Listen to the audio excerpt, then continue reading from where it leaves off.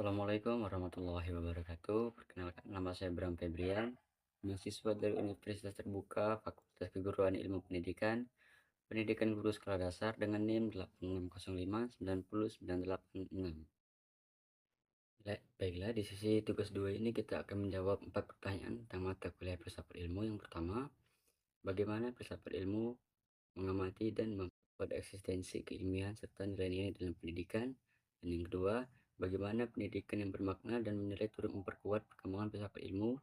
Dan yang ketiga, mengapa filsafat ilmu sering disebut filsafat analisis. Dan yang terakhir, contoh konkret filsafat ilmu di dalam dunia pendidikan.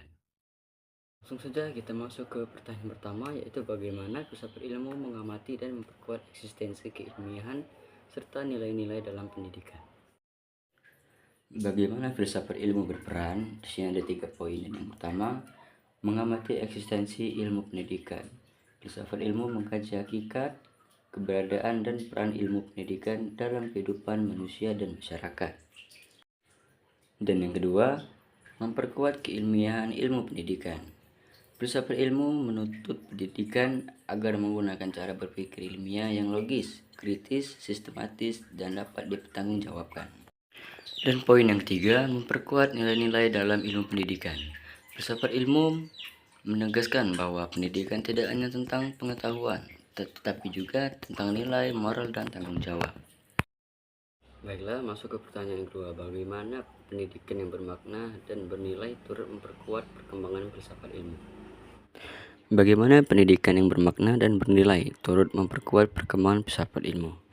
Di sini ada 3 jawaban menurut pertanyaan di atas. Yang pertama, dunia pendidikan terus berkembang. Perkembangan teknologi dan informasi membawa perubahan besar dalam cara belajar dan mengajar. Pendidikan menjadi lebih inovatif, fleksibel, dan relevan dengan zaman. Dan yang kedua, menghadapi berbagai persoalan baru. Setiap perkembangan menimbulkan tantangan baru dalam dunia pendidikan. Persoalan-persoalan ini membutuhkan pemahaman yang mendalam dan solusi yang tepat. Dan yang ketiga, filsafat ilmu ikut berkembang. Filsafat ilmu berperan untuk menganalisis, mengkritisi, dan mencari solusi terhadap persoalan pendidikan baru. Dengan demikian, filsafat ilmu terus berkembang seiring perkembangan dunia pendidikan. Kita masuk ke dalam pertanyaan yang ketiga, yaitu mengapa filsafat ilmu sering dibilangin pisau analisis. Berikut 3 pilar penting dalam filsafat ilmu. Pertama, ontologi. Ontologi membahas hakikat pendidikan dan tujuan pendidikan. Ontologi berfokus pada apa hakikat pendidikan, apa tujuan pendidikan, apa hakikat peserta didik, guru, dan proses pendidikan. Contoh dalam pendidikan yaitu tujuan pendidikan, hakikat peserta didik, peran dan hakikat guru. Dan yang kedua adalah epistemologi. Epistemologi membahas cara memperoleh ilmu dalam pendidikan. Epistemologi berfokus pada bagaimana pengetahuan itu diperoleh, metode apa yang digunakan dalam pembelajaran, bagaimana validitas pengetahuan dalam pendidikan.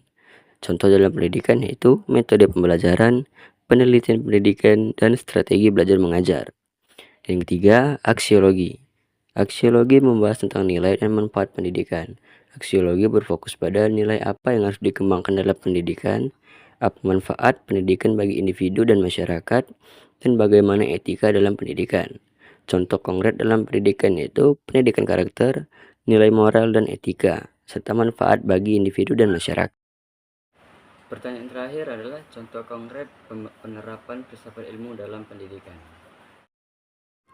Ini merupakan contoh penerapan filsafat ilmu dalam praktik pendidikan. Yang pertama, siswa aktif.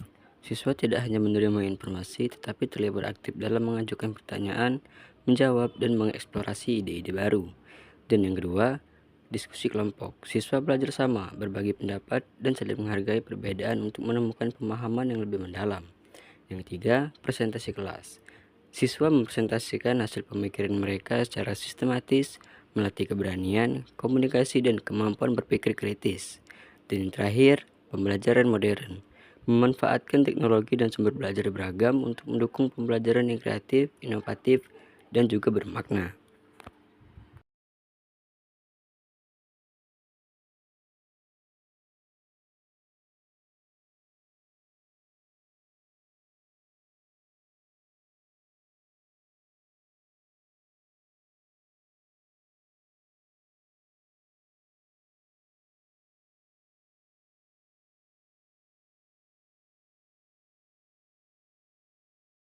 Baiklah, semoga penjelasan tadi bermanfaat buat kita semua. Saya akhiri. Wassalamualaikum warahmatullahi wabarakatuh.